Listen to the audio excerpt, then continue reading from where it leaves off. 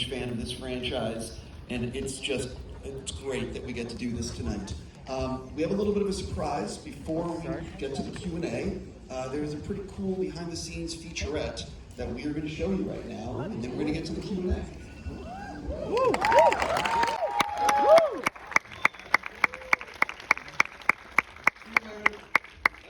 Michael, Bryce Dallas Howard.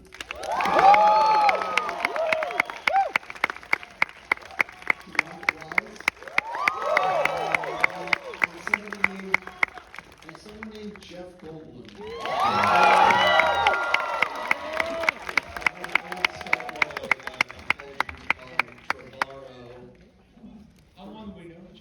I'm mortified right now. I say tomorrow. Right. Tomorrow. Like tomorrow. I have no words. I just want to I get nervous still to this day. Like I in my head will be like tomorrow. Tomorrow, like tomorrow. Yeah. So don't worry. It's Thank you, Bryce. Yeah. I want to start with the fact that we are live in 71 IMAX theaters around North America right now. Everywhere from Montreal to California, there's a ton of people watching you guys. Is it cool to be like in front of all these people at once? Well, it's cool to be in New York. Movie theater. I came to this movie theater so many times. I protested in front of this movie theater when they wouldn't let us in to see a matinee because we were high school students and we were supposed to be in school. Very meaningful to be here. So I love learning about the behind the scenes of the making of movies. And I think everyone in this audience, if you're coming to Jurassic World Dominion opening night, you're a fan. And I'm curious for the people out there, for each of you, what do you think would surprise people to learn about the actual making of the movie? I still get the question about what it's like to work with a tennis ball, and I'm proud to report that there was very little tennis ball acting. So I just think the level of practical effects of this film was absolutely astonishing. As a blockbuster newbie, it's very helpful. So I'm sure I'll be obnoxious my next time around, like, oh, it's not here. Where are the 27 animatronics? We're all the puppeteers. Amateur hour. Yeah, so I think, I cannot emphasize that enough because it's incredible and it takes a lot of craftsmanship and a whole lot of people to make that happen. Anyone else? Let's see. I'm thinking of what you might really be interested in. You've seen it, because these days, you see all manner of, what it was like, and you meet John Nolan, the Creature Shop creator of all the things. But we've talked about this before. Colin, our wonderful director, had us all in a hotel, because of COVID, of course, but we rehearsed. He was very collaborative, as we've talked about, but the way we all worked together, maybe somebody here or watching would be interested in how we kind of opened things up from the beautiful script that you guys wrote and actually used our weekends to go through the material that was going to be shot the next week. And really went, we didn't take any pictures or videos of what we did, but those rehearsals. I did. I took a lot. I did too. Like a creep. I have so many photos of you, Jeff. Really? Just wait till next week. I did too. I have like secret videos. Secret videos exist. The idea of, something that reshaped people's lives for 30 years, that these are powerful words, and these characters, these icons that Laura, Sam, and Jeff played, they mean so much to us. They were powerful, and they were heroes, and inspired so many kids to become scientists and paleontologists. And to me, as we thought about everything we were going to do, as we tried to figure out how we were going to make sure these characters changed and were honored, the way our Bryce and Chris were going to relate to them, what they would know about them, our new characters, Dwanda Wise, Mamadou Ache, everybody coming together to be able to show the same level of reverence and respect, and then just shake it up and put them on a real adventure and send them into actual danger. We're here in an IMAX theater. I love IMAX. What are you most excited, Colin, for audiences to see in IMAX tonight? We have some pretty massive dinosaurs in this movie, but we also have a sequence racing through the streets of Malta that we shot over a very long period of time with actual motorbikes and an actual vehicle that these two were driving, and it's a really exhilarating scene. I've seen it in IMAX, and so it's so completely immersive. Also, the sound in this theater, we have an animal that pretty much just communicates with echolocation, and so you hear it in every single speaker except the one that it's coming from, which is really disorienting. I'm so curious for the two of you, what would have happened if, like, Jeff had said, no, I don't want to do this? I mean, But Maybe what would happen with sounds the, like a contingency plan to like strong arm him. I mean, what? well, look, if the original cast had said, you know, I don't know if we want to come back, what would have happened? Oh, Like, at no, what in the point did beginning. you know that they were on board? That, I mean, because we knew B.D. Wong was obviously in the first Jurassic World, which was incredibly validating since he was in Jurassic Park. And then in Fallen Kingdom, Jeff joined, which was like, Jeff Goldblum is now involved. And then for Dominion with Laura Dern and Sam Neill, when did you know that Laura and Sam specifically were on board? I feel like everyone said yes in principle right away, and they were excited right away, but there was then that conversation about, well, where have you been, and how do you see this new world that's been created? What's your perspective? And I think that actors are authorities on their characters. I think they know more about who they are than I can ever know, because they think about their character all day, every day. And you know, my brain has to be in a lot of different places, so if I have a question about what Ian Malcolm would think, I'll ask Jeff Goldblum.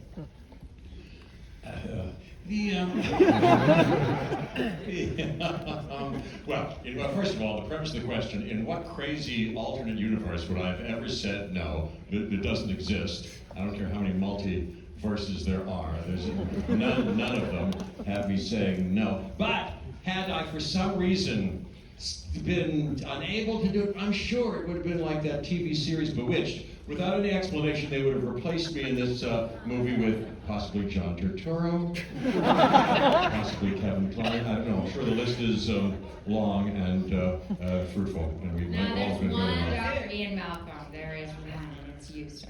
I'll get out of there. I'm curious, in the last few years, you've been doing some directing. You've directed The Mandalorian.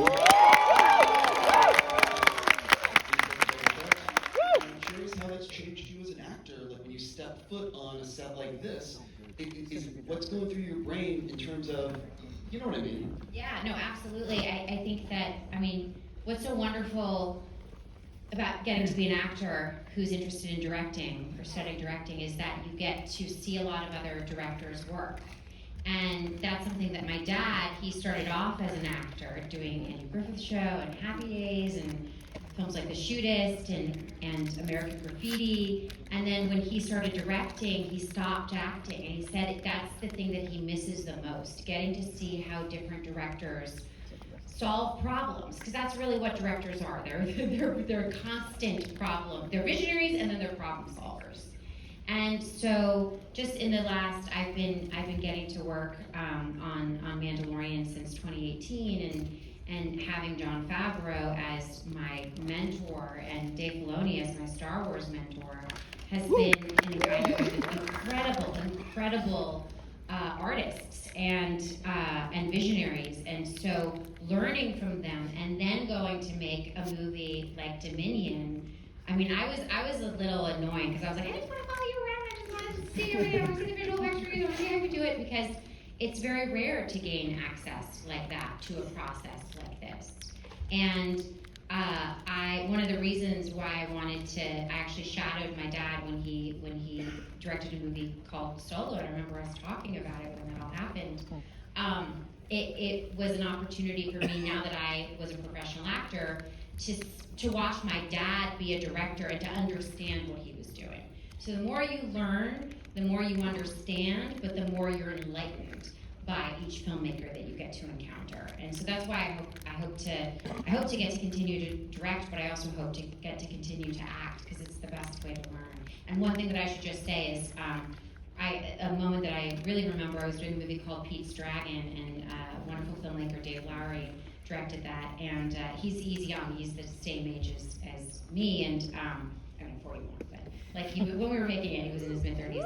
And Robert Redford was on set. Robert Redford is one of the most experienced, multifaceted, talented people in the history of our industry. And he was asking Dave so many questions. And he was so curious about the technology. And I was like, if Robert Redford is using acting as an opportunity to learn more about filmmaking, then that's how every director should be operating, as far as I'm concerned. Jumping into some fan questions that we have here. Alexander Diaz is asking, after 30 years of this... I gotta tell you the truth. The truthful answer is, like oftentimes the last, because you've had last things here and there after a big, investment of some kind, I'm always kind of, and probably as I remember on this occasion too, kind of don't get too caught up with the goodbye fellow actors, hasn't this been fun? There's still something in that shot, whatever it was, that how do I make this good? How do I not make it bad? How do I don't want to do it and then, what could I have done differently the last shot, So I'm kind of focused thinking, that's kind of what happens. And then when it ends, there's goodbye everybody and all that, but that takes a while sometimes for me to process. It's not all at once, that's the end, a kind of, expulsion of something or a feeling of take my girdle off or, it kind of takes a little processing. I'm still kind of processing it. I think that's really true. I remember when I was very emotional that night for sure. And I don't know if you remember, because we flew back together, I basically cried the entire flight. It was real sad. BD Wong was like, our leading lady is not okay. But even the last few days, because it's something, getting to do press is something that we all get to look forward to, and realizing that this is winding down, it's an opportunity to be all the more intentional with our friendships moving forward.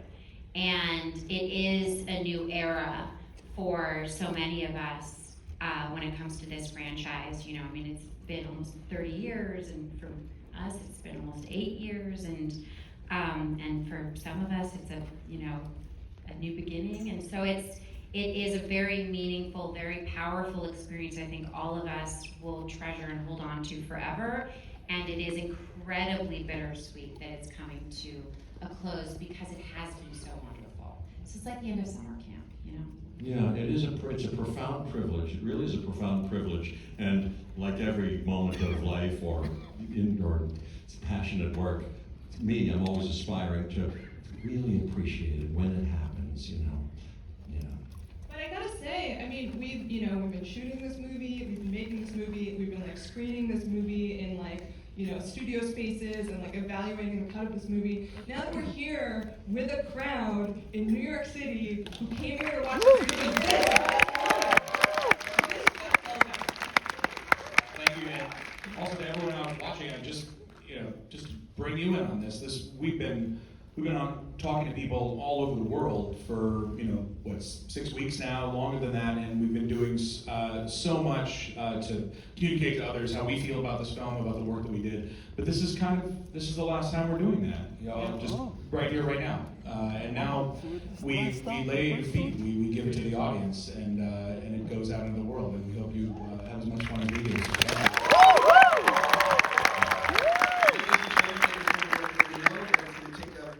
In this theater to pull everything down, and then the movie will start. But on that note, ladies and gentlemen, the cast and filmmakers behind